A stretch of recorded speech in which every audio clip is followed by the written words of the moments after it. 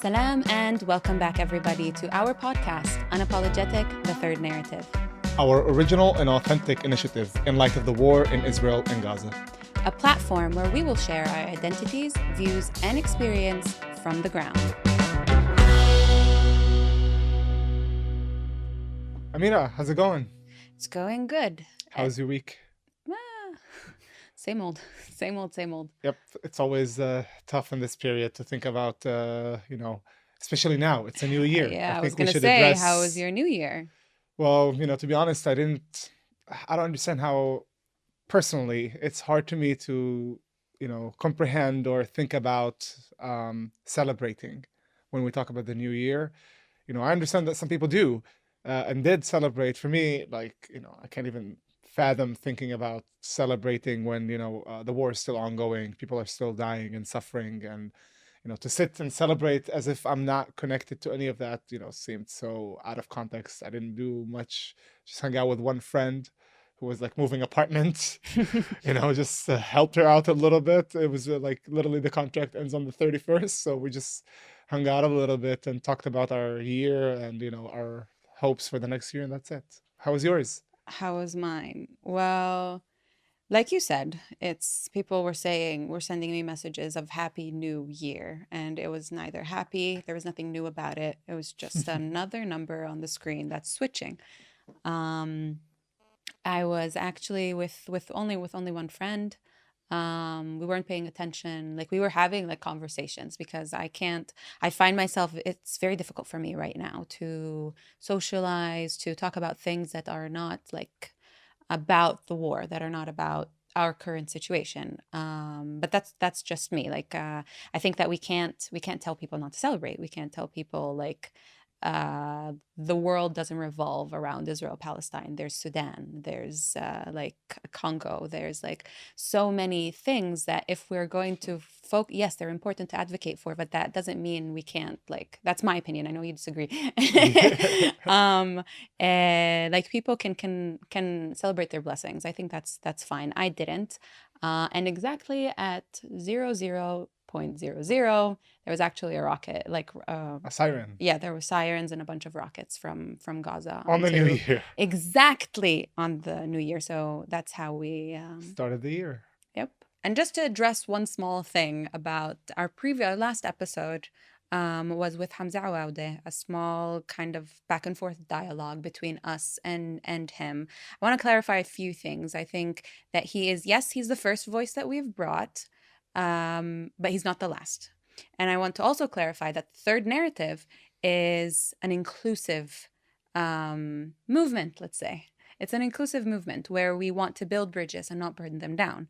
Not everyone that we have brought or we will bring, do we agree with every single point that they make or every single thing that they think. Right. Because we didn't live the same reality as them. But we will highlight them. We will bring that discussion because we are a new narrative. We want to, like I said, build bridges, put our hands out to others that form our complex societies. Yeah, and as long as the message is, having a new way forward and to bring a new reality to our region in any way, or, there are different paths in order to reach to it or different views about it. But if the people have that at their end goal, is that all of us need to live here, with dignity and to have our own life, that's the main goal. It's not about, what you think about this particular topic versus the other topic. It's about the main purpose and the main goal and the main aspiration that we share. And that's the most important thing. And these are the voices that we will bring with different forms and shapes and perspectives. And just to address it very, very shortly, because both me and Ibrahim are kind of want this to be as in the best quality, and we're kind of a perfectionists. We are aware it was our first time trying things on Zoom because of the current situation and how we can't reach, and not everyone can reach us physically. So we tried it on Zoom. We are aware that there were some sort of technical difficulties, but you're part of the third narrative's journey. We're doing this, we're learning, it's a learning process, and we promise to try as best as we can to learn from our experiences, not mistakes. And today We promised our listeners that we're gonna do another Q&A session Mhm. because we didn't have time to delve into all the questions that we wanted to last time on episode 6. And I think part of it is because, Amira, me and you, when we sit down together, we We just don't. we just talk and we discuss, and it becomes just a free flow of conversation. So, and we wanted to bring and highlight really, the questions from the audience. So we decided that today We're gonna have a we're, twist. we're gonna have a twist. We're gonna bring a member of the audience. We're bringing him straight from New York. No, we're kidding. He is actually here in Israel, and our special guest for the day, Adam Chitayat, who is did I say it correctly? Chitayat, Chitayat. Chitayat. Depends on where you are, what language you're speaking. So for me, it's because it's it sounds Arabic because your family comes from Baghdad, right? Yeah. My Saba's side, my grandfather's side. Yeah. So Chitayat sounds too Americanized. For me, it's Chitayat. That's the word, the name that sounds so Listen, Arabic. I grew up in the States, so I heard also shit was the Oh, God. name that I Oh, grew up no. with hearing all the time as a kid. Oh. So I've heard every pronunciation. Let me tell you. So ours will not be the worst. No. And Adam has arrived after October 7th, correct? And he's a director, a filmmaker, and he's been here volunteering and helping and producing and creating the videos, particularly for the families of the victims, highlighting their stories and what they've gone through. You want to tell us a little bit about that and a little bit about Sure. yourself and introduce yourself to our audience? Yeah, hi guys, I'm Adam. It's really nice to be here, and I've had you in my ears for the past couple of months. And I reached out to Ibrahim and that I was in Israel and that I wanted to meet you guys. And then look, here I am. Here you are. So a little bit about me. I'm a director. I'm a filmmaker. I'm chetzi, half American and Israeli. Born and live in New York. My Israeli identity has always been a big part of my life. And since the 7th, I felt like I needed to contribute. And like many Jews abroad, I felt very traumatized and compelled into action by the events of the 7th, particularly on raising awareness of the communities that have still ongoing trauma and crisis.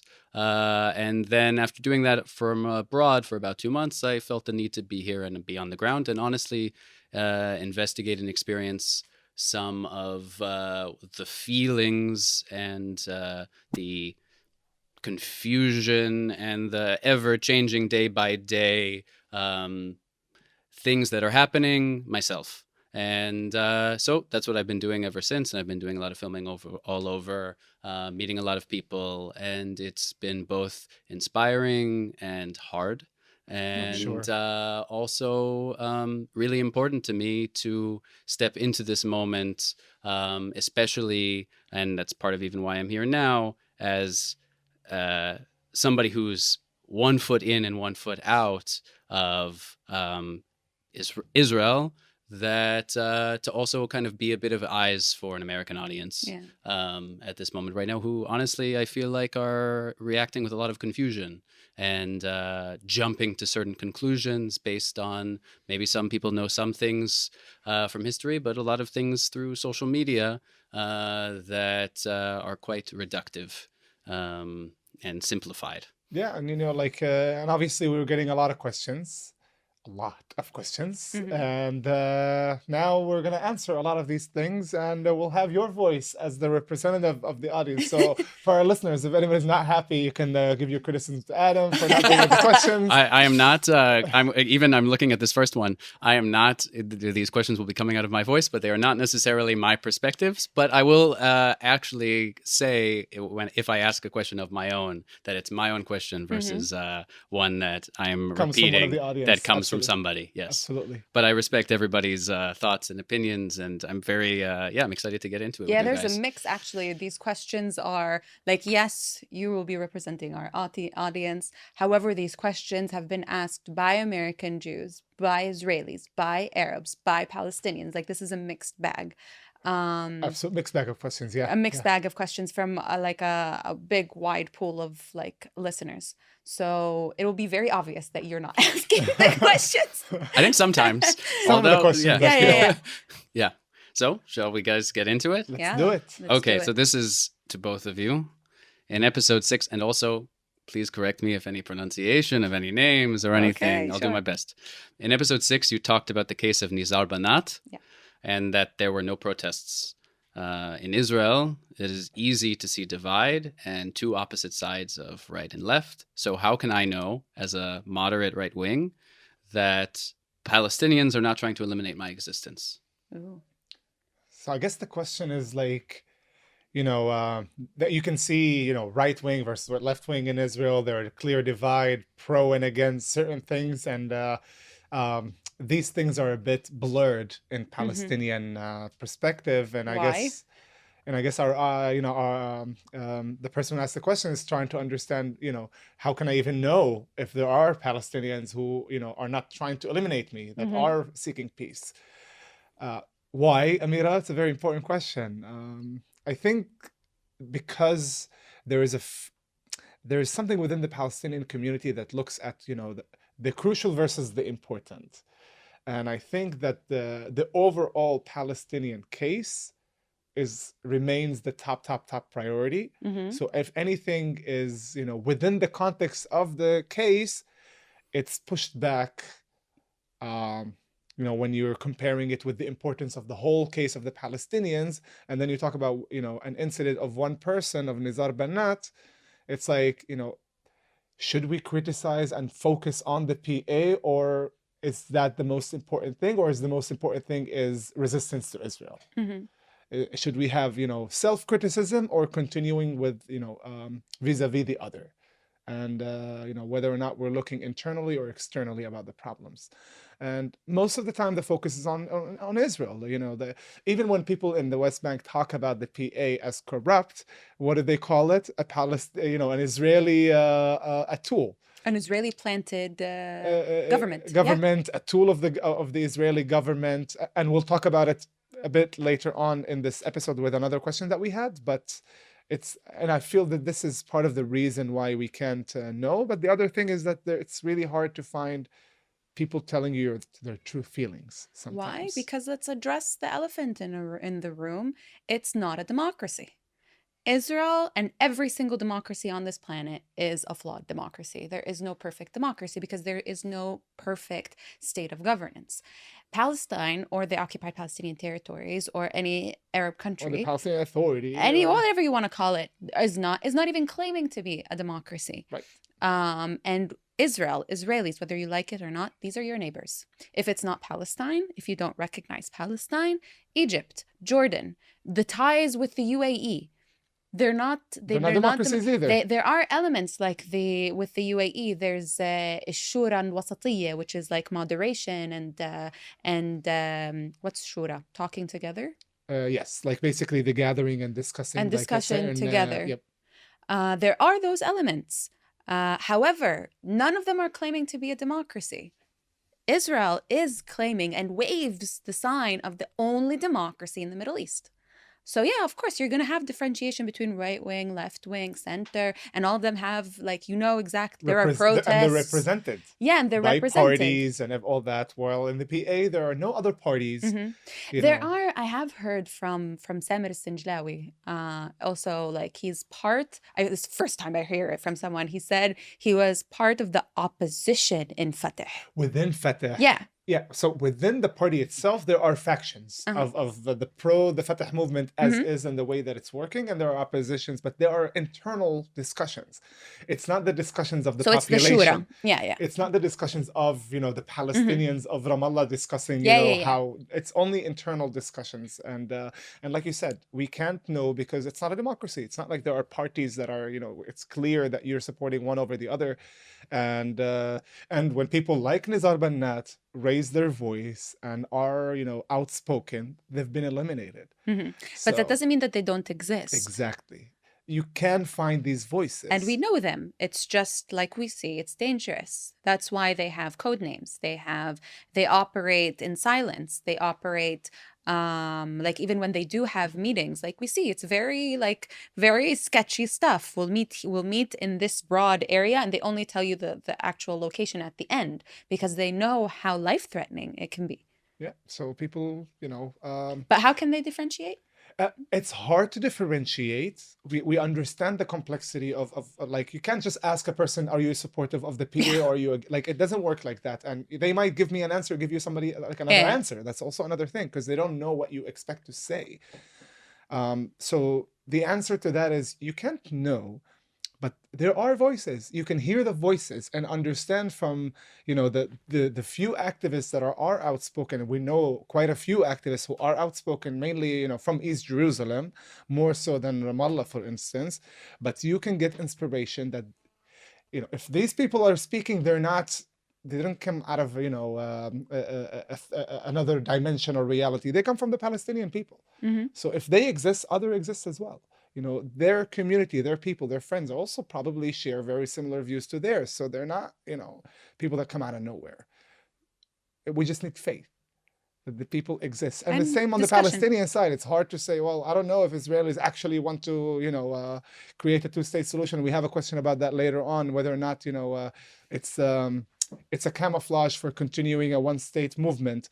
So how can you know? Because there are people who are outspoken. You need to trust that they're not alone. And if we trust each other that we can speak, then we'll see that, there is a magnitude to it, but it takes time. And invite dialogue where it exists. Absolutely. And where it doesn't exist. Just like test the waters. Can I ask a question on this, actually? Please. And feel free to, if we're dragging it, feel free to. Cut us off. No, okay, I will. Cut us off. I will. This wasn't me cutting you off, but I do have an actual question. We can dig in deep. Lachfol. Yeah, sure. I guess I know it. How is there a possibility of ascertaining? There have been lots of things since the 7th that have been polls that I've seen that have been done of Palestinians in the West Bank about their opinion on Fatah, Hamas, all these things since the 7th. Given everything that you just said about people's willingness to present their actual opinion versus particular opinion that's kind of expected or accepted, depending on who they're around, whatever. How truthfully should we take these kinds of polls that have been conducted? Because honestly, some of them have felt, I think, to people who have an Israeli association, have felt very depressing. Yeah, discouraging. Yeah. I disregard them, especially in the time of war. Because people are triggered and you're asking them about the trigger, like you're touching the wound. You're touching the wound and asking them a question about that wound. So I personally disregard them. Maybe it's naive of me, but I think it has less it's less valid. It has less validity in my eyes, specifically in the time of conflict, because in the time of war, sorry, because we saw a poll from coming out of Gaza and coming out of Gaza prior to October the 7th, and it was swaying against Hamas.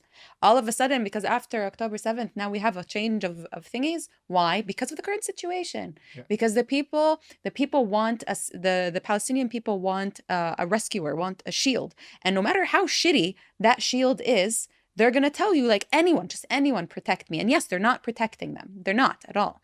But like, I can understand how that conclusion can come to, but it doesn't mean that it's representative. And we see the polls, some of they say the West Bank and Gaza. Who are you asking from Gaza? How did you get to the Gazans?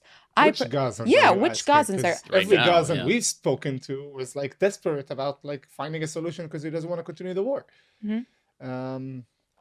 And yeah, I think, the issue is also the problem of, I think the answer of the people wasn't they didn't answer the question of the poll.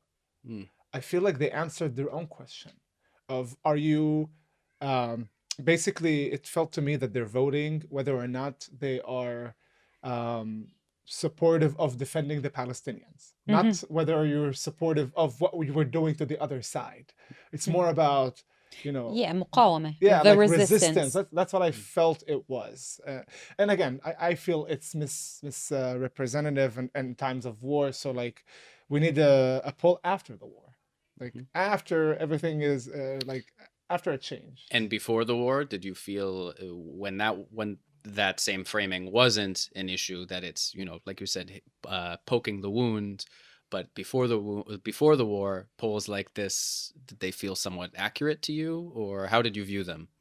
There's always a problem of accuracy when polls are Mhm. done within the Palestinian context because of there's a fear.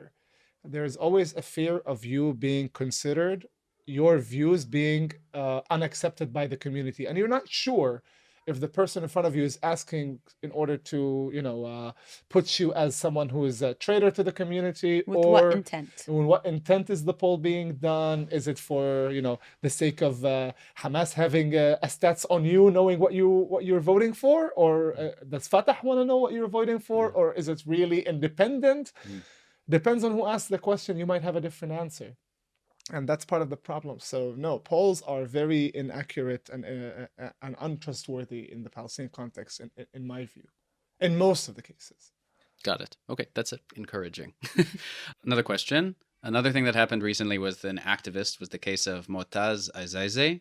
Can you share with us what happened to him and why he was heavily criticized by the quote-unquote pro-Palestinian camp? So what happens, what we're seeing coming out of Gaza, whether it's Mu'taz Azaizeh or journalism in general, is Because he's a whenever journalist he himself. is a journalist. He's a journalist with a very high following on Instagram. I think 3 point something million.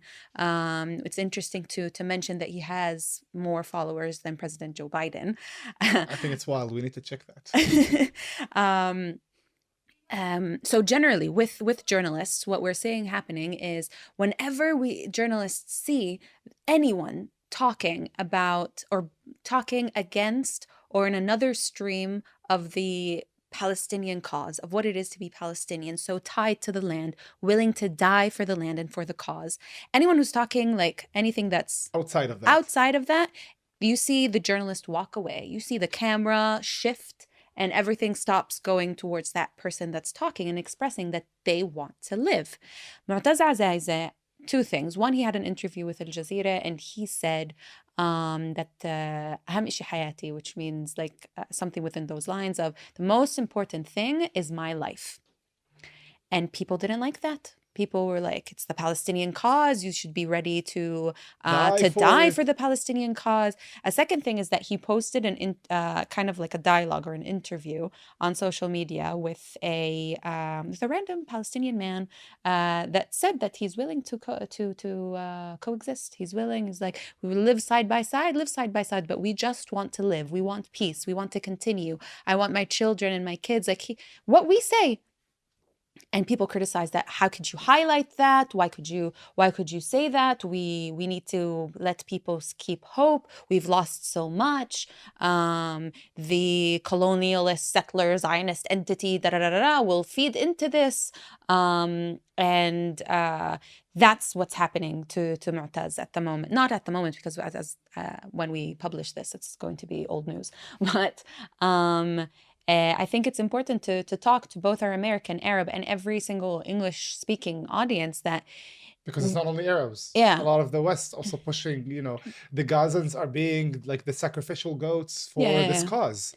By any means necessary. By any means, but the by any means necessary sentence is exactly reflected here. What means are you putting into this cause? I don't see you running away. I don't see your family, like you burying your family and then seeing bulldozers on top of where you buried your family. Like and you're desperate to live. And if you, as a Gazan, you're feeling despair, you're looking for a different route, you want to live. That's your right. And it's no one else's right to tell you otherwise, to tell you to keep going and that you can't say these things because it will diminish the Palestinian cause. How dare you, put yourself in the shoes of the Gazan and tell him that this is the way that he needs to act and to be advocating and to, keep going with the struggle. Like, people are dying. They barely have food and water. They're desperate for water. Like they stand in, like we talked to one of the Gazans, they stand in days waiting for a little bit of water.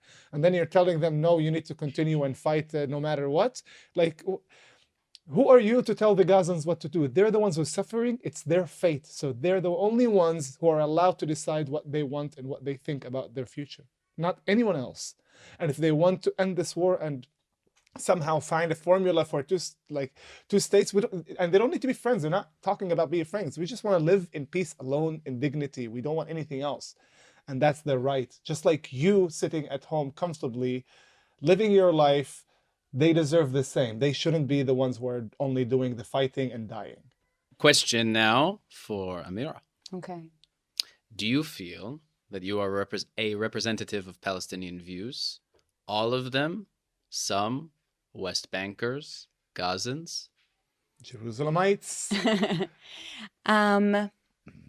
No, I don't think, I never claimed to be a representative of the Palestinians or even Israeli Palestinians or Palestinian Israelis or whatever, the vast difference of identities that we have.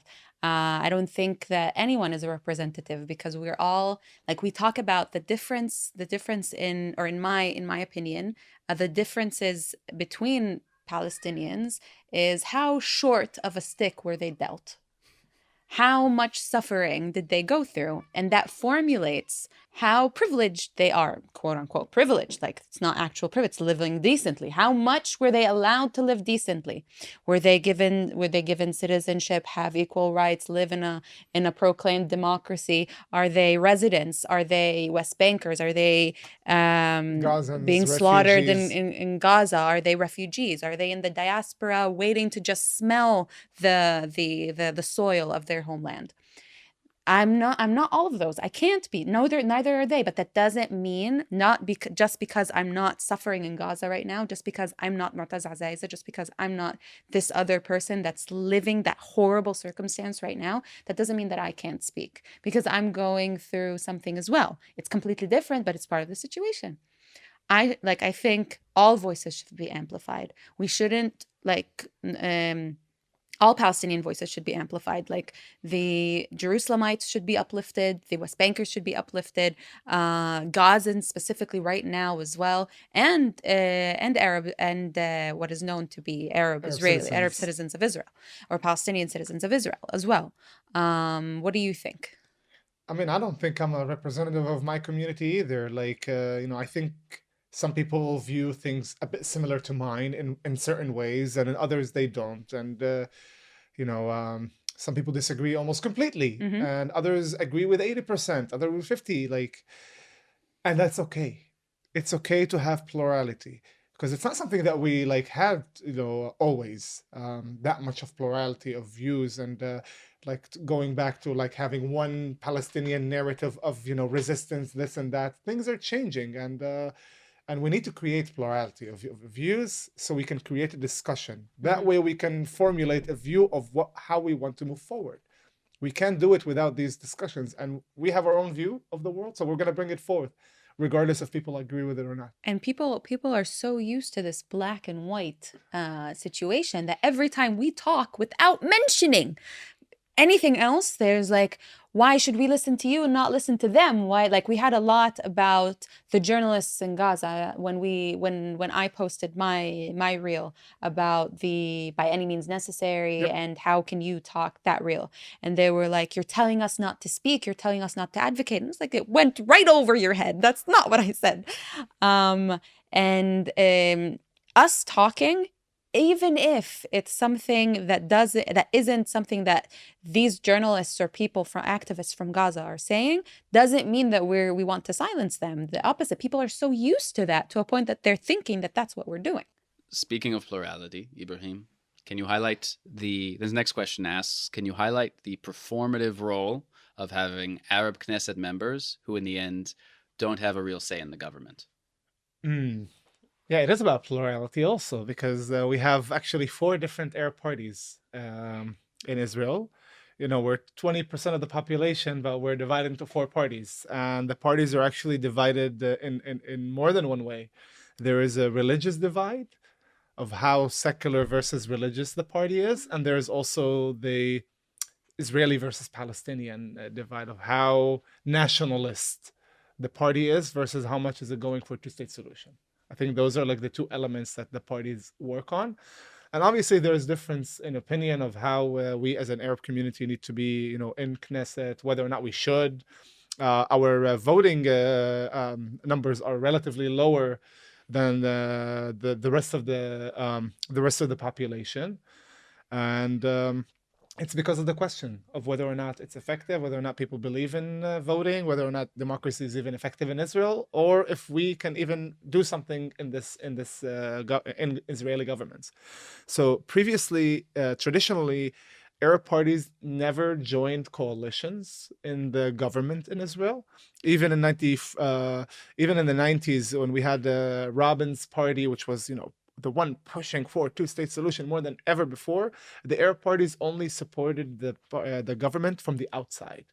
They gave it an outside support because they did not want to join physically to the government. Because if you join the government, you're getting too close on the Israeli side versus Palestinian, and then you're in a danger zone, I would say, of being considered traitor. This is already against our, people's best interests. You're going overly Israeli. That's the danger that they were always afraid of. The last government before this one, we had the first ever Arab party, the United Arab List, joining a coalition, which was, a precedence.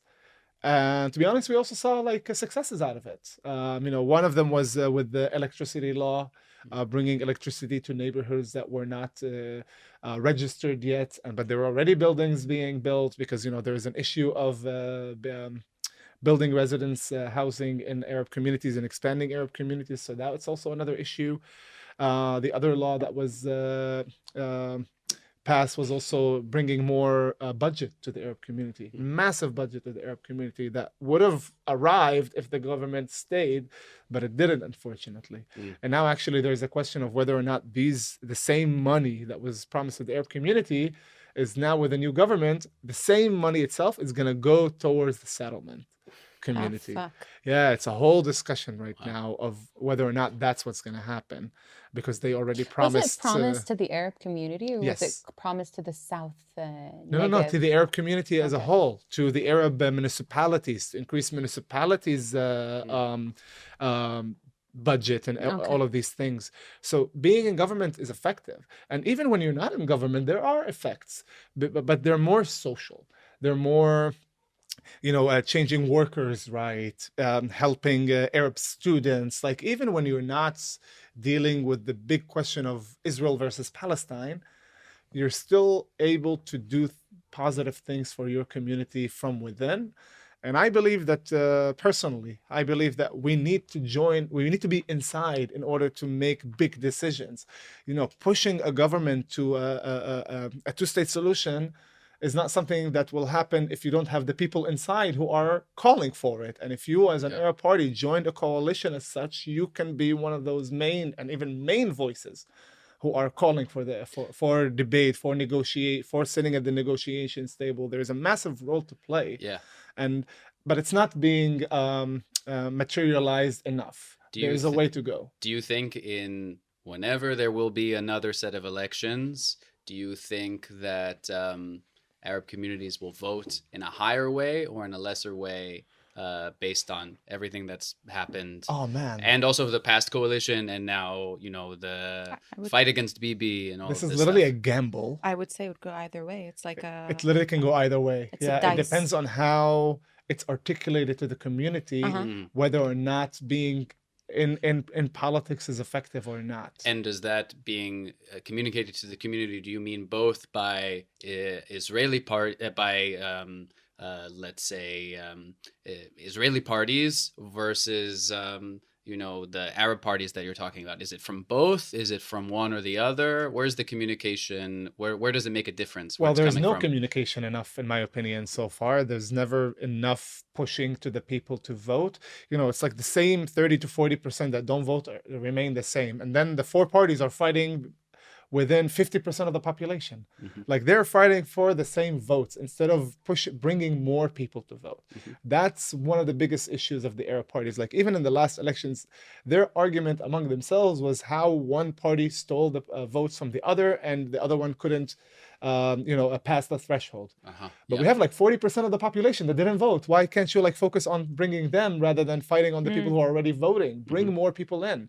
If we're 20% of the population and we have 120 seats, in my simple math, we should have more than 20 people in the Knesset. 22, 24, 25, something along those lines we need to have.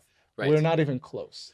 I think right now we're what, 8 or 9, something like this. The biggest we've ever had in history was 15 in 2015 when all the 4 Arab parties joined into one coalition. Right. Even then, it wasn't even a 20%. Can you explain a little bit about what triggered that last time, and if that, do you think it's at all possible if that could ever happen again? It was that the main thing that triggered it last time was actually a law proposal by Lieberman, who was actually trying to increase the threshold because all the Arab parties were relatively smaller parties. And the threshold at that time was, if I'm not mistaken, was 2.5 seats or something like that. It was lower number of seats. So in his mind, Lieberman was thinking that if he increases the threshold, the Arab parties will not pass. Mm-hmm. And that way we can get rid of the Arab parties from being inside the Knesset. But what happened is that they were like, okay, you know what? We're just going to all join and put all the pools of the votes together. Yeah, it's funny. It actually gave them the biggest amount of seats that they've ever had. Yep. Yeah. Funny how it goes. Lieberman trying one thing and things happen the other. It's not surprising. It always happens with him, I feel. Okay. There's also the question of what's going to happen in Gaza. We don't know how that's going to end up. Yeah. Is it like, and how the parties right now are going to use that to attract? To convince that they are the ones who will help Gazans. And do they have a plan? Do they have a plan to help Gazans? What kind of urgency? Because usually it's a state of limbo, a static state of they don't do anything anyway. But right now there is an active problem where they can potentially play a role. And there's also like the question of, like, for us as citizens now, the question is what's going to happen in the future for us as citizens in Israel. Because people were afraid. Terrified of a second Nakba. People were literally talking to me about we're really afraid that we're going to be like dragged out. Yeah, and I remember in the first 2 weeks of the war, first week, every friend that I know who lived in the center of Israel in the Tel Aviv area left to the north. Yeah. Wow. They all went back home. Every single one that I personally at least know, vast majority, they all went back to their families. Everybody was scared. What will be the repercussions against us? How will people look at us? And then I went to my house, to my family as well. And when I got back, when I started speaking Arabic, you see people's turning. People are afraid. And that was at least in the beginning. Now it's not the same anymore. Like, I think now we kind of got back to a normal life in a way, in that sense. Like, people turn a bit, but it's not in the... They turned before, come on. But no, I would walk normally in Herzliya and talk. Maybe somebody will just... But after it's 7th, people glared. There's a difference between I saw people shouting, go back to West Bank. I saw this happen in front of me. Wow. It was like, تخزري للشطخים, like, go back to West Bank, go back to the West Bank. They were telling that to you? No, to someone else. Someone else. Wow. Actually, and that was in the beginning, right? That was more in the beginning. Yeah. Now we don't see it as much, but at the beginning, absolutely. We interrupt this episode to express our heartfelt gratitude to our supporters and our Patreon members. Without you, we wouldn't be where we are today. So this is a reminder that if you join our Patreon community, you will have access to exclusive content and you will be the first to know when we have something going on in your city. So that is your reminder to join the Patreon, and you can do it with the link in our description. Thank you so much for your support. We appreciate it a lot. Wow. Okay, next. This is for both of you. Quote unquote, Zionists tell us that Arab Israelis and Palestinian Israelis live in Israel with full rights, even serve in the IDF. Pro-Palestinians tell us that even when they become Israeli citizens, they don't have the same rights as the Jewish populations. Can you share your experiences? Because there's an interesting part of the questions when they become. So that's also more on Jerusalemites who can become. I think it's yes and no to everything that she's saying. Okay. Okay, let's dissect it one by one. So people are saying that when Palestinians become Israeli citizens, they have equal rights and they can even serve in the IDF. Okay. There are the story of 48 Arabs, which are basically a community that were granted citizenship back in 56, 58, back then, 56, I think. And from that point onward, their children had Israeli citizenship, and like it's a generation of Arab Israeli citizens, Palestinian citizens of Israel. So they do not need to apply for Israeli citizenship. in East Jerusalem, and we've explained this in depth in previous episodes, due to the significant situation of East Jerusalem, where it is recognized as being part, as occupied. Yeah, it was technically annexed, but it's annexed only and correct me if I'm wrong, like only in Israeli law, right? It's considered to be part of Israel. It's part of Israel, yeah. But to ask international law, it's recognized to be Part of what would be the Palestine. future state of Palestine in a two-state solution. So that's why it is always On a called by 67. Palestinians either Palestine or occupied Which Jerusalem. is actually something that somebody asked you before. Why do you call it, when you talk about Jerusalem, why do you call it Palestine and not They Israel? didn't say that. They was like, it's such a shame. It's such a shame that Amira uses these terms. I'm on this platform. It's called Unapologetic. I don't care about being politically correct. I will use whatever term I want, as long, of course, in the realm of being respectful. Palestine, like I said, I feel like I'm one of the very, very, very few people, wherever I stand across the map, I can say this is mine, I'm home, and I'm right. Whether that's Jerusalem, whether that's Israel, because I'm an Israeli citizen, whether that's inside of the West Bank, because I'm Palestinian. I don't, like, why not? Why can't I call it Palestine? Because of the, like we said, because of the unique situation of East Jerusalem, it's in a state of limbo of these are promised people, this land and these like population is promised to be part of Palestine, so they're not Israeli citizenships. So they don't have Israeli citizenship. So they have something called Israeli residency, which is temporary, which means there's supposed to be a solution at the end of the day where they know, like the word temporary, and two, temporary, which means you're on probation. Whatever happens, that blue ID you have can be taken, revoked. it can be revoked. And they do have the opportunity to apply for Israeli citizenship, but odds are forever against them. Like they're not in their favor when applying to Israeli citizenship. It takes time, it takes a lot of money, and it's within a system that we don't know. Like East Jerusalem was my bubble for the entire almost the entire of my life was my bubble. I knew nothing beyond that. And I didn't know anything about how Israel functioned, let alone applying for Israeli citizenship. And that's the same thing. Like I was born with Israeli citizenship, didn't know that it was significant at all up until like 2 years ago.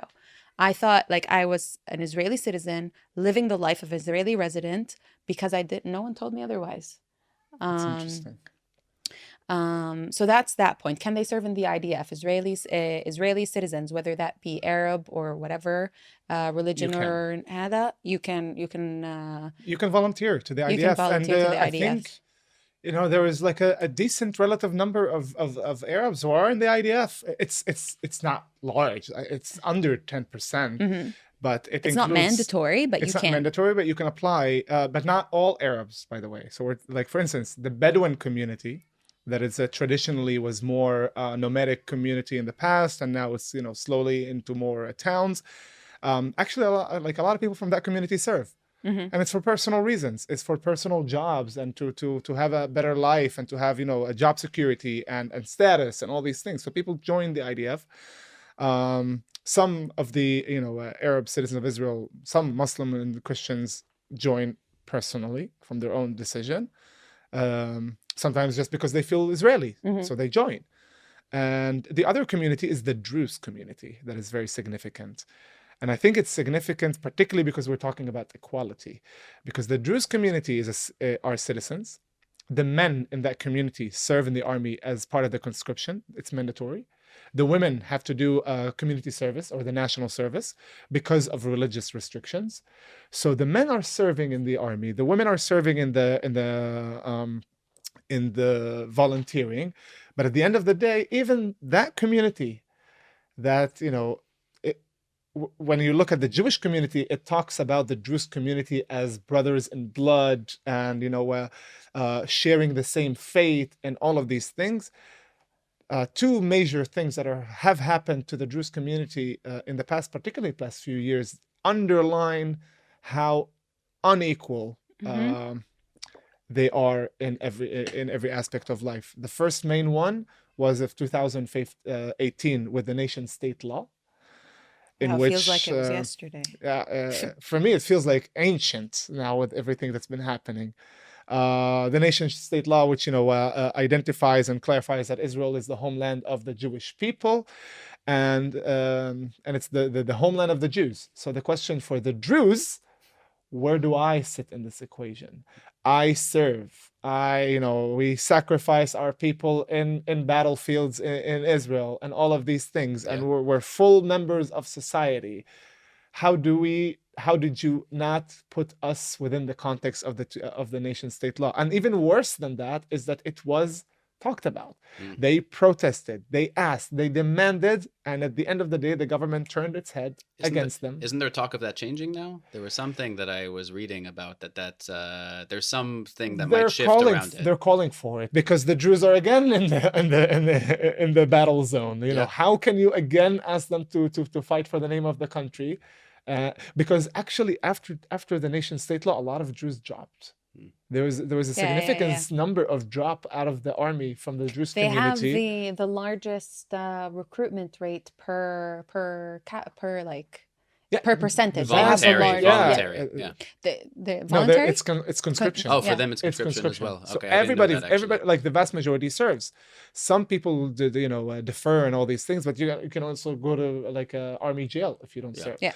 But the other thing that happened to them, and it's even more so embedded that thing that people start to say we cannot feel equal members, is that the Jewish community has been complaining for years and years about permits for building and expanding the Jewish villages that are very small, and they're not getting permits.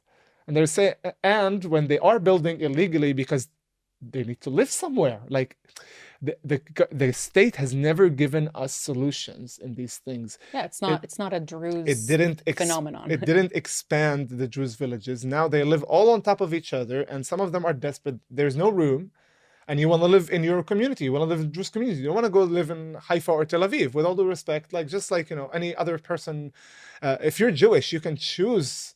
You have endless choices of where to live, kind of, in a very small country still, in a very small country, but still there are different villages with different ideologies. You can go to a kibbutz, you can go to a Zionist religious community, you can go to a non-Zionist religious community, you can go to a Zionist liberal community, you can go.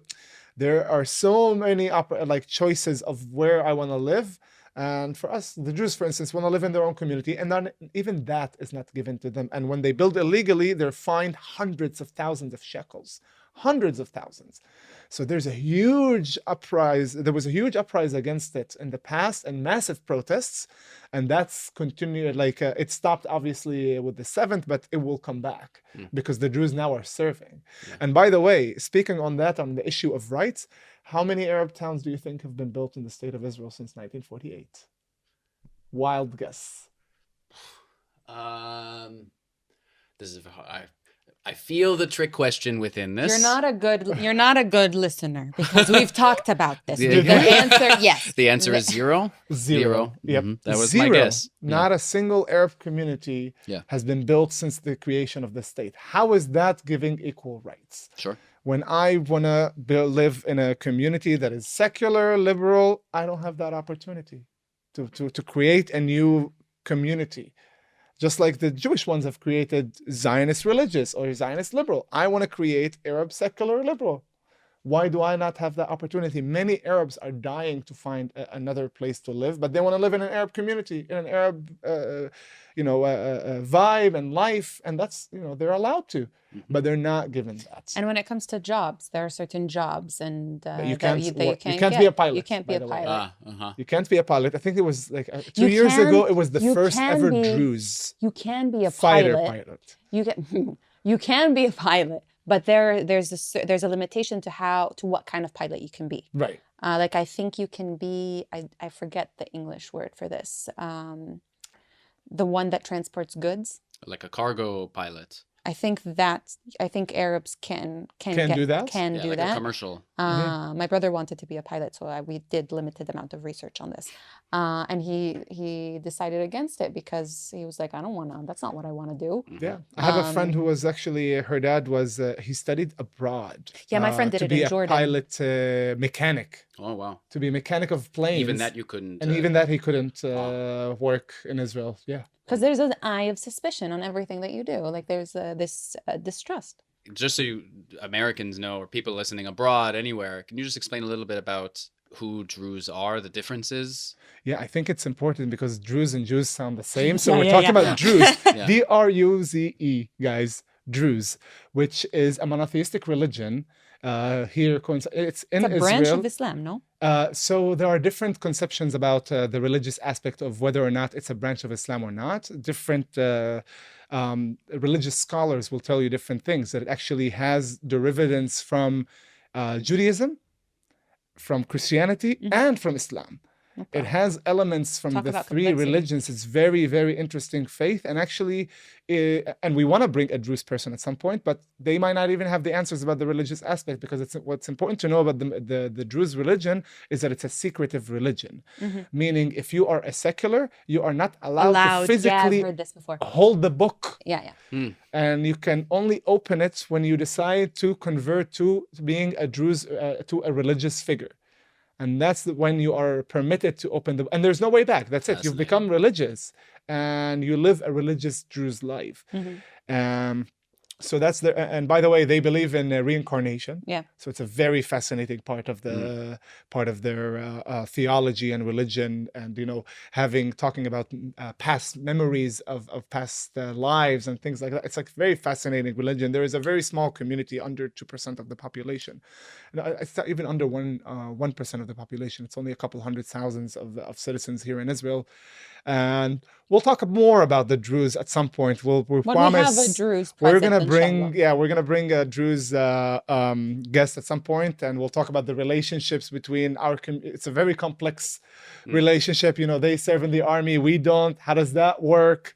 So we'll have that in more detail at some point. I would love to hear it. This one's for Amira, but you both can answer. Now that we mentioned quote unquote Zionism, what are your thoughts on Zionism? What do you think of the term ideology? Do you see the importance for Jews to return to Israel as their homeland?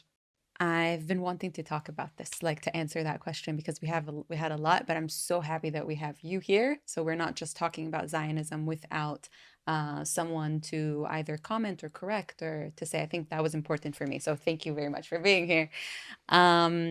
So I can't answer this question without like going back, because there's two things. One is what I was taught Zionism to be, and the second is what I saw Zionism to be. And I'll say what I mean by that. So Zionism, Sohyuniye, in Arabic, is talked to be like I don't feel good when I hear that word. It's a derogatory term. Yeah, it's a derogatory term, whether outside of Israel-Palestine or inside of Israel-Palestine. It's like, I remember like in class, if I refuse to like tell my friend during a test, tell my friend the answers, it was like, what, are you a Zionist? Like Suhuniya? Like, are you like the enemy? Like, why aren't you helping me out? That's crazy. Yeah. Why? It's because it's all tied to the Palestinian story, because the Zionism, what can you define Zionism for me? I think this is where I think it's changed over time. I think depending on who you ask, you'll get a different answer. I think that at its base, how I view it and how I grew up with it was Zionism is the belief that Jews have a right to live in this land and the right to self-determination at base. Okay. Now, tell me that back in 48. Tell me that back then, not right now. I think I would have a different opinion. I would be like, to come back here, where I live, where my community is, because, and I say this a lot during my tours when I'm asked this question, I can't say that that's my chair without pushing you off of that chair. I'm affected by Zionism. And not only by the concept of that, but also acts by politicians and people of power that do horrific things in the name of Zionism. And nothing will correct that unless good things, repercussions are made in the name of Zionism to kind of like clarify the name, because we're not in 48 right now, we're not in 67 right now, we're in today's time. And I emphasize that we shouldn't forget the pain of our ancestors, not Jews, not Palestinians. Because Jews also have their, like, it's a like understatement to say they have their fair share of generational trauma. Yeah, the joke is the history lesson for Jews is who's trying to kill us this century. Yeah. It's like, yeah. So we should learn from that. We shouldn't, like, right now it's all for Palestinians. It's all because of the Zionists. When I was younger, I thought I was woke. I came to a realization where I thought that every what's it called? Every Not Zionist is every not every Jew is a Zionist, but every Zionist is a Jew. And I thought I was like I thought I was being supportive to the Jewish community. And I was like, no, I'm open-minded, I'm woke. But then, like, you're okay if you're not Zionist. yeah, you're okay. Like, Zionism is the problem. Zionism is the problem. Yeah. It's the actions that have been made and committed in the name of Zionism, in the name of the Jewish people and the right of self-determination. That is the problem. Like, and like I said, what will fix that is the opposite, in the name of Zionism. And you can't talk about Zionism to a Palestinian without them feeling that hurt, that wound of, whether that's 48, whether that's before, whether that's right now, home demolitions, whether that's the situation in Gaza right now, everything, it's all tied to Zionism. That's how we feel. So because of that mere definition, do we have a problem with the self-determination of the Jewish people? No. The problem is for us is that how negatively it has affected us, what it has done to us. And I think, like I said, like, if you asked me that before, I would have a different question, a different answer. Through my journey of becoming who I am today is having conversations. And I remember the first time I sat with someone and talked about this with a Jewish person was with my first manager when I was a first position as a program coordinator with an amazing program called Yalla Young Leaders. And I asked her, like, I was like, yeah, but you're not a Zionist. And she was like, of course I'm a Zionist. And I was like, you hypocrite. How can you fight for peace? How can you fight for peace when you're a Zionist? And she was like, of course I can fight for peace when I'm a Zionist. I believe in my self-determination. And that kind of like shattered things for me. Yeah, because I was hear like that some 19. people, my self-determination is not eliminating yours. Yeah. And that, some people in their view of Zionism is, to us, self-determination. And for others around the world, like, there's that perception of, we are the voice of the weak and the ones who are struggling, have been persecuted, and we want self-determination. And it's not only like, it's obviously Jewish, but it's also can be reflective of other sufferings of other people around the world. So for some people would tell me, for me, that's also part of their Zionism, is that Israelis and Palestinians should have self-determination as part of what they consider Zionism. Everybody in the world of every cultural group should have that right. Self-determination for everyone. Yep, absolutely. And now we heard that as part of Zionism.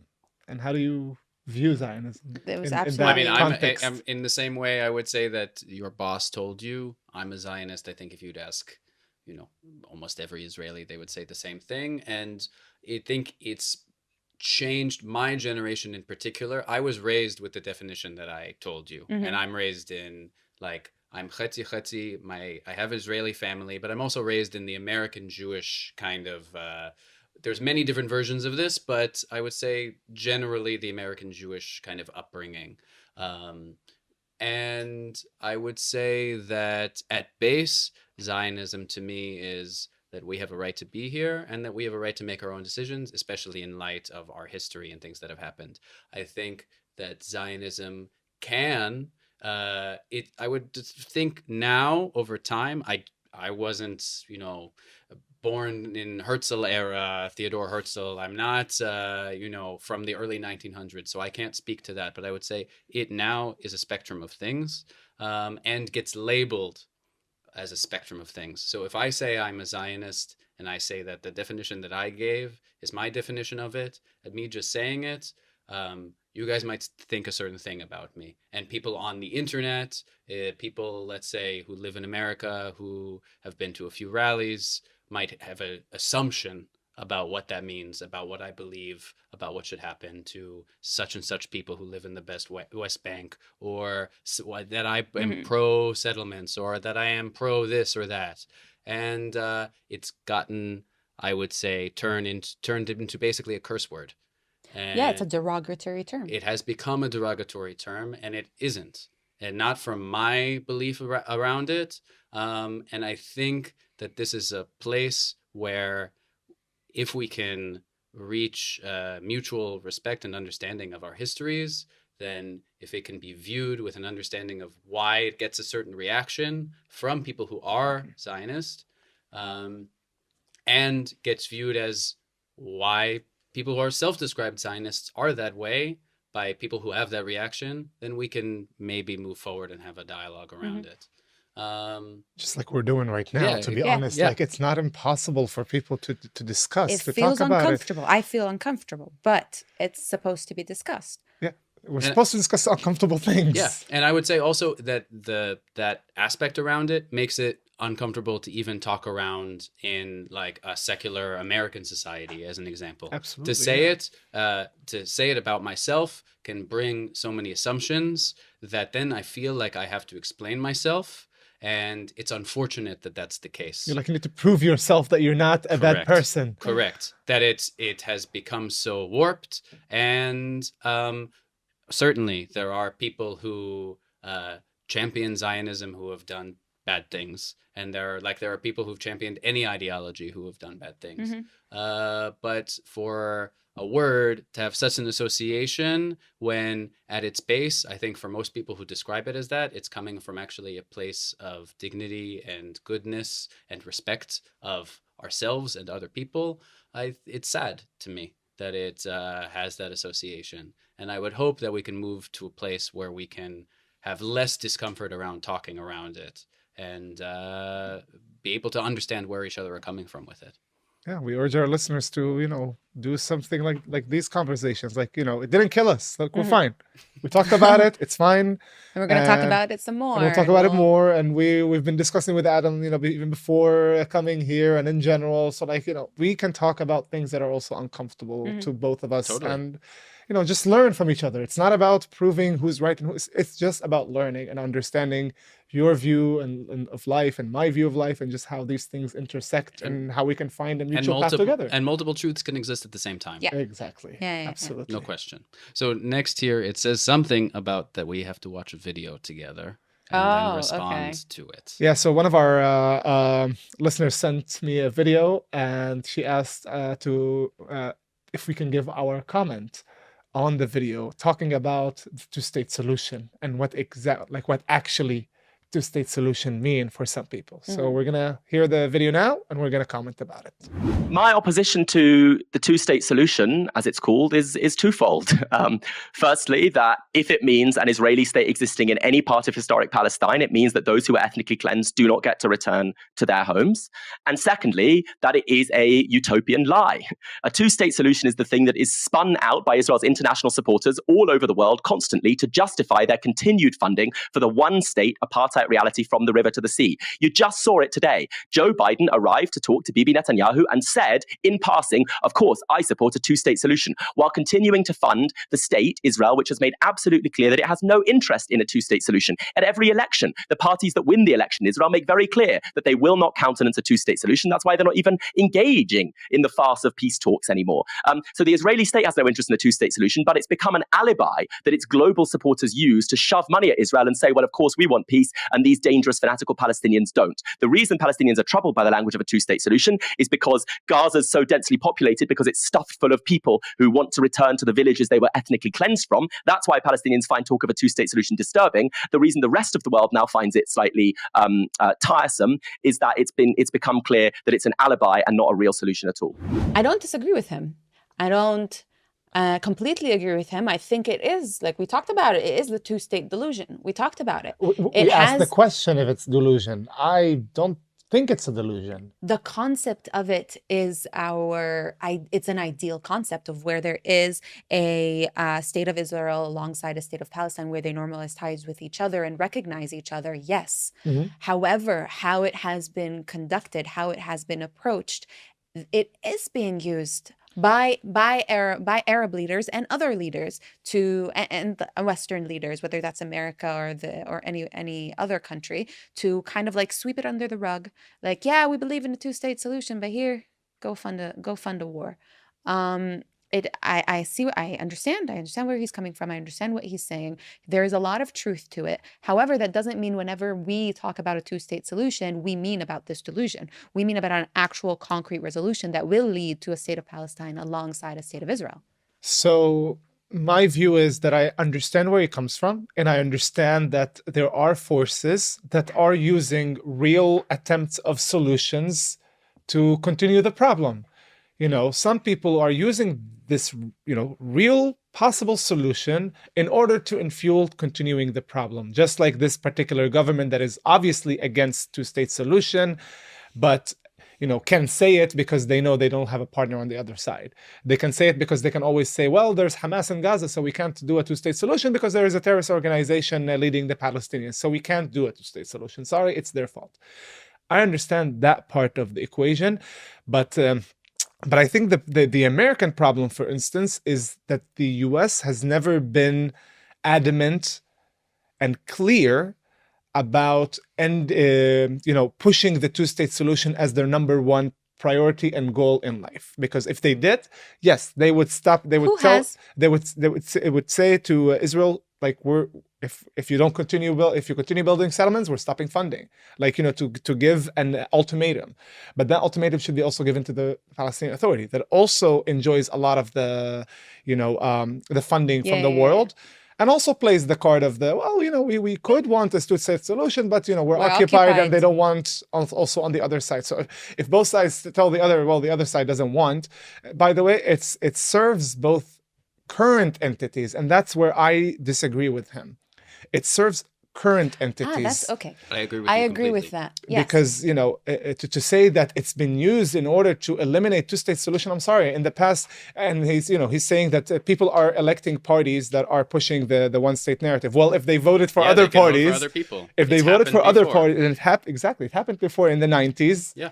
And it's just a thing that hasn't happened now, and there's also been an enormous amount of apathy towards it for 20-something years.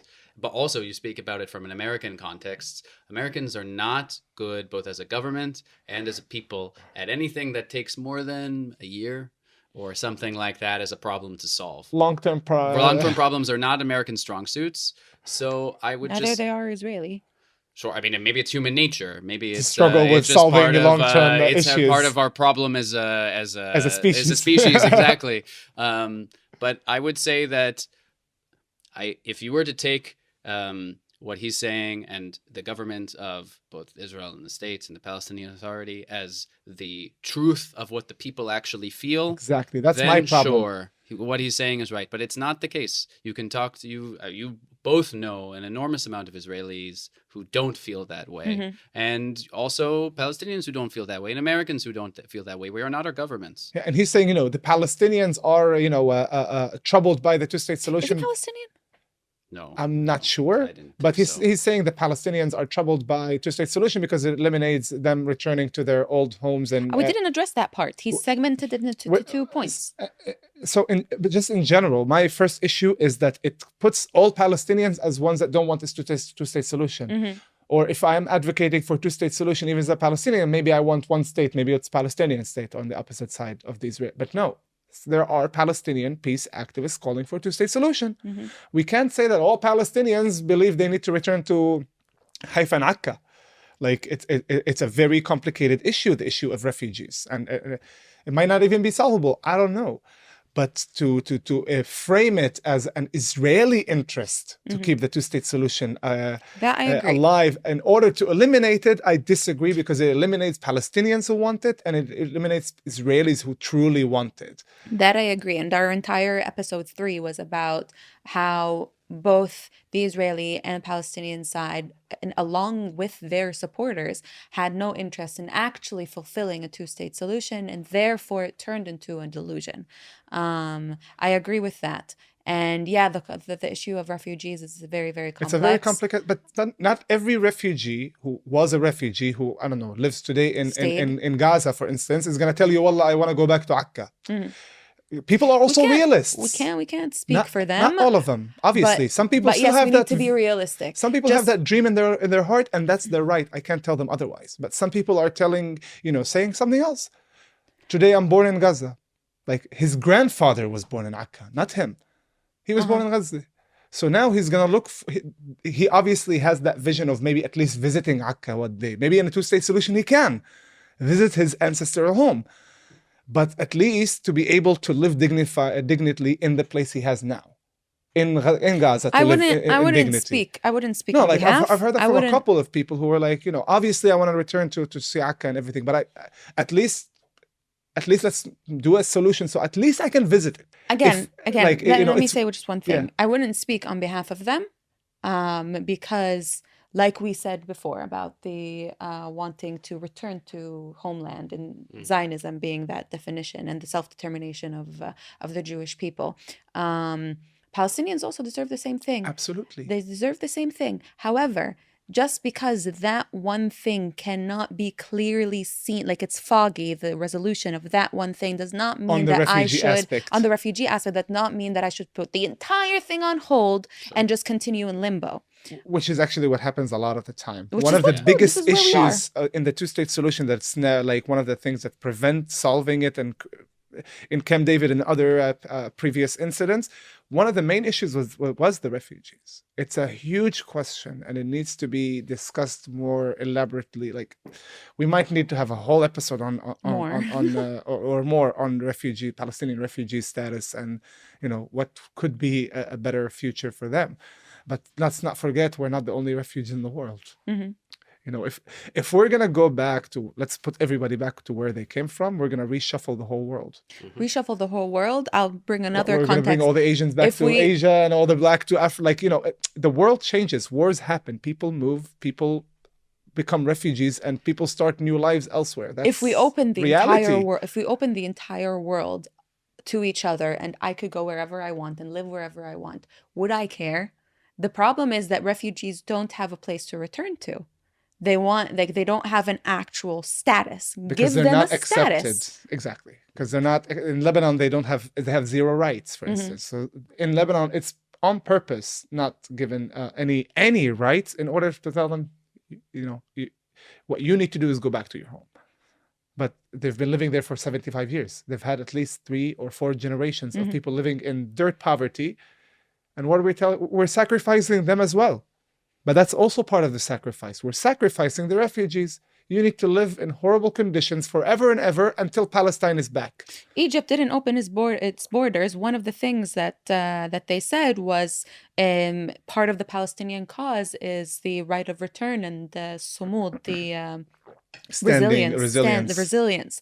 And that was one of the things. That's one of the things that they said. They said, one, we don't want to wage a war against Israel. We don't want the terror to come outside of Egypt towards Israel, and then for Israel to retaliate. And the second one was that they don't want to end the Palestinian cause, that they need to stay rooted in where they are. The people are dying. I get what you're saying completely. Very complicated. Yeah, I actually wanted to ask a question, but we would be there forever. Yeah. Next question is for Amira. Why was your house demolished? Ooh, Amira, like, I don't know, 10 people asked the same question. I heard some of the story, but I want to hear more. Some of the story. I told you. You the story? mentioned some on a previous podcast. He listens to our podcast, Yeah, Amira. yeah, yeah. Well, he didn't know how many were built. I don't know. One thing that he forgot. I and failed we're- one element of the test. Oh, I didn't God. know that there were going. I had to take notes. You should always think. So why our house was demolished, Or partially, right? partially demolished. So I told the story that once we used to live in another portion of Jerusalem.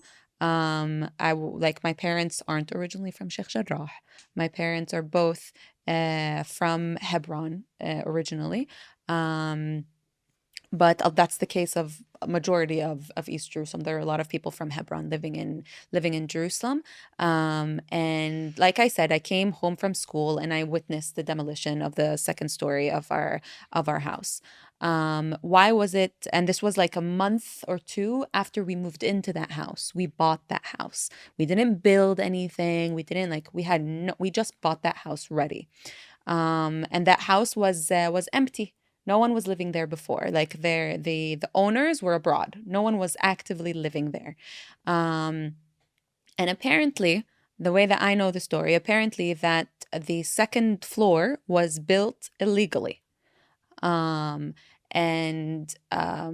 The what's it called? The warnings, yeah. warnings, the warnings of the demolition, or the warnings of like the legal aspect of it, was going to the previous owner. And no one touched this place. No one touched this up until we moved in a month after. We shuffled all our stuff to this house. And then no one was home when it was demolished also. Like, I don't know if this is like deliberate that they went when no one was home, but no one was home. All my siblings and I were at school. My mom was out and my dad was at work, and we came home to them just demolishing shit. And my dad was actually called by a neighbor to come. We had no idea. Wow. So that was the reason. It's not a unique case, unfortunately. It is the case. It happens a lot in East Jerusalem. Why? It's not always the case of lack of knowledge, where we didn't know, or like we didn't know the situation of the house. But sometimes Palestinians of East Jerusalem are kind of forced because of how difficult it is to get a permit to build. Where are they supposed to build? Where are they supposed to go?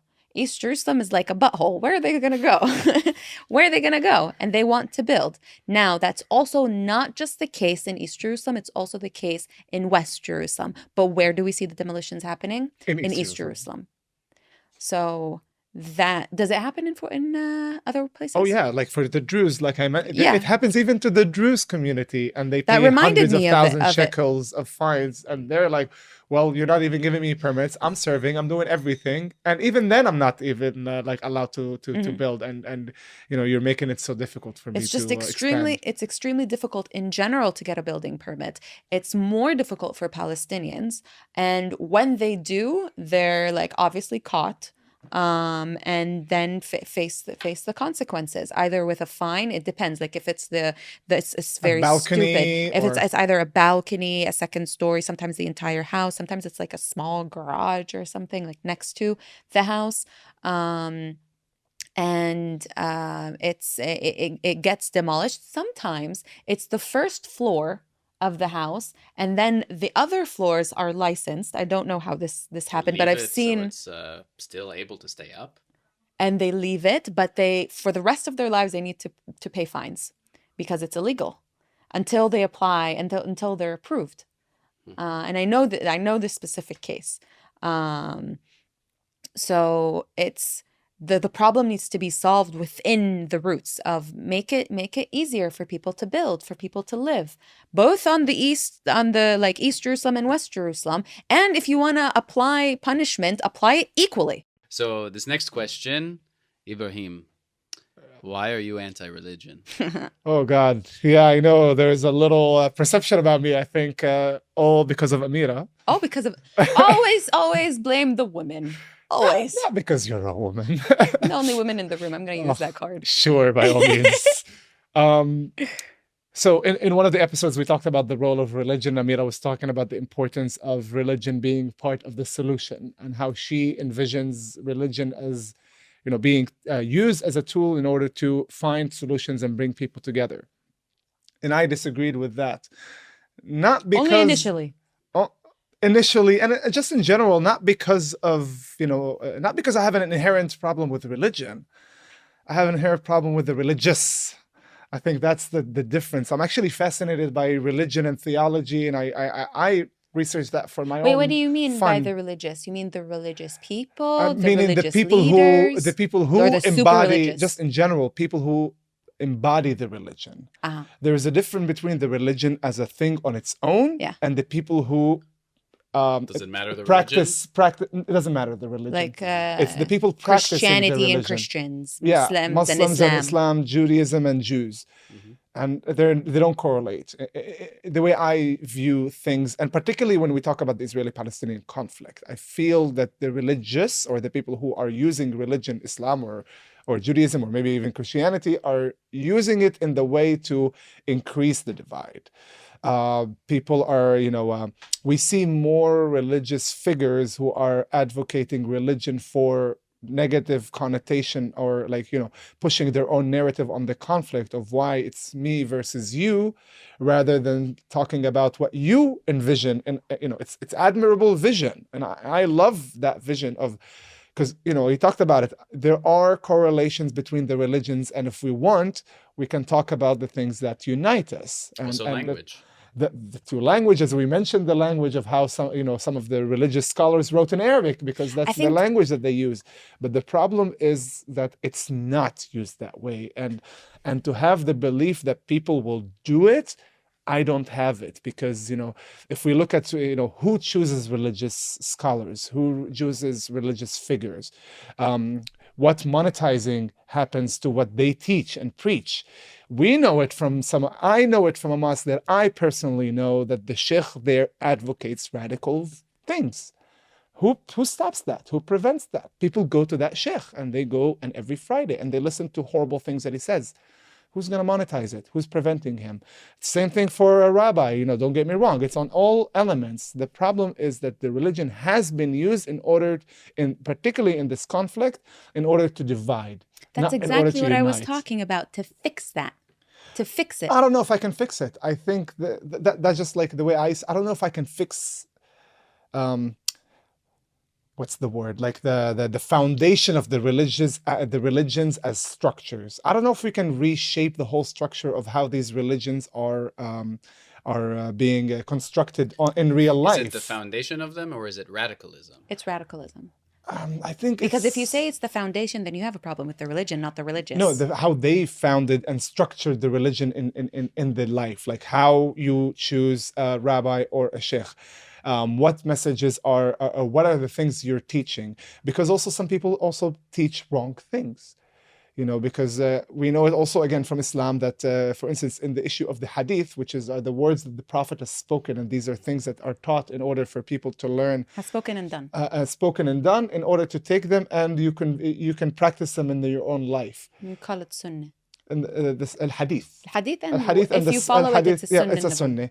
And there are more hadiths than the Prophet's own lifespan. Yeah. There are more hadiths than the Prophet's lifespan. So the vast majority of the hadiths that are people using are false. It's people saying that the Prophet said this in order to incorporate what they want the religion to look like. Mm-hmm. And that's in all religions, is the interpretation of the faith. In my view, the interpretations have been more pushed towards the negative elements rather than the positive. Unfortunately, I'm not happy about it, but that's the reality that religion has always been intertwined with power. Yeah. Yeah. So I have a problem with that. So for me, I think that religion in the context of the conflict should be a personal element, and the conflict should be talked about in a national way rather than a religious way. Because if we talk about borders and states, it's not about faiths. The faiths can bring people together, but I just have seen it more often than not being used to divide the people rather than bring them together. Again, you're not understanding what I said in that episode. I understand that No, point. I'm just telling them about my problem with anti-religion and all these things. That's But all. if you go to the core, and that's when I said that both Israelis and Palestinians should look at themselves and build their own civil society. Yeah, but this is putting faith in people to actually take the religion and take it to the Ibrahim, positive. whether you like it or not, these are the people of the land. We're not Madinat Tel Aviv. We're not the city of Tel Aviv. We're not we are this entire region. You can't preach to a group of people that agree with you without the majority of the people that are dictating what's actually going on. Even if you're completely right, there are people that disagree with you, and it's By not, all if means. they're not shifting, you need to, like, if you can't beat them, join them.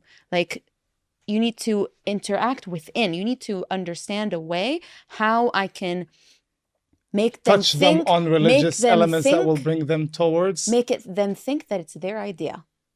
Make them think that, oh, this is like actually who we are. So I would want to bring them to think about that in a nationalistic way, not religious way. Again, you're like gonna I want have to speak their language. Yeah, but that's also their language. Like, I'm sorry, Palestinians don't talk about nationalism in religion. No, they're not. Palestinians are relatively not a religious community.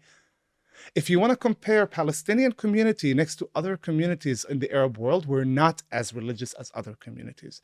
Religion. I don't think you're right. We all don't forget that we have a Christian community.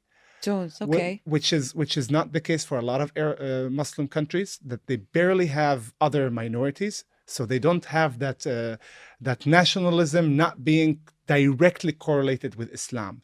In some Muslim countries, Islam means the state. And you have Palestinians that say Christians aren't actual true Palestinians. But this is not the case here. But that's very minimal because we have a very relatively large Christian community. And nationalism No, I'm in saying the that Palestinian... in a hypothetical way, Right. because they don't act as strongly as Muslims. But for me, particularly on the Palestinian element of identity as a national identity, it's not a religious identity. It's a national identity. Deeply intertwined in religion. No, it intertwines, but it's not as core as it is in other states. It's not Saudi Arabia, for Can you instance. say Palestinian without thinking of Al-Aqsa? Yes. Can you say, what? Of course. What do you mean? No, I don't think so. I think it's not what it actually Al-Aqsa is, has but right symbolized, now, but it's been used as a symbol of the resistance. That's why the that nationality is intertwined with the religion. But that again goes back to my point that more often than not, religion has been used to divide. Al-Aqsa has been used as a symbol, instead of symbol of faith. And here was the temple, and now we have the Al-Aqsa, and let's pray together and whatever. No, it's mine, not yours. You see how religion is being used. That's used as the name of the attack on October 7th, isn't it? Even the name is Tawafan al-Aqsa. It's being used as In a way English. of Tawafan al-Aqsa is the flood of Al-Aqsa Mosque. Even the religion in that sense is being used as a tool of pushing the violence. The radicals that have pushed the religion and utilized the religion in order to spread this radical concept, not the religion itself. No. I know. No, it's not the religion itself. And it's that's the why we religious. can also utilize the religion as a medium to push our peaceful... So I think we already lost there. I think they've already... I think they've... We haven't even tried. I think they've already monopolized the perception of religion to that end, that we need to find other ways to convince the people, more with nationalism rather than religion. Okay, I think we can disagree on that. Agree to disagree. All right, this last question came from a lot of people. How can how can we give you money? So for those who are writing down, my bank account is 5320. No, I'm kidding.